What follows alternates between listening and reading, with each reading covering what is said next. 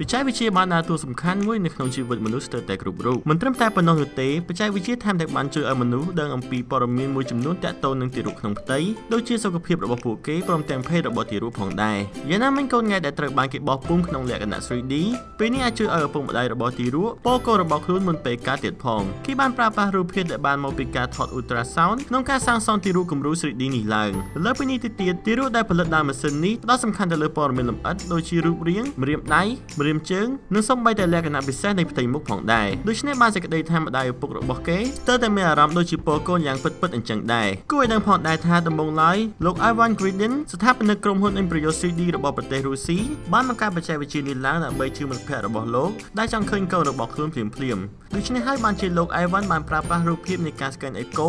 ដើម្បីធ្វើជាពុម្ពគំរូក្នុងការបង្កើតទារកលក្ខណៈ 3D នេះឡើងតែម្ដងទាញយកកម្មវិធីខ្មែរលុតឥឡូវនេះដើម្បីទទួលបានព័ត៌មានថ្មីៗនិងឆាប់រហ័ស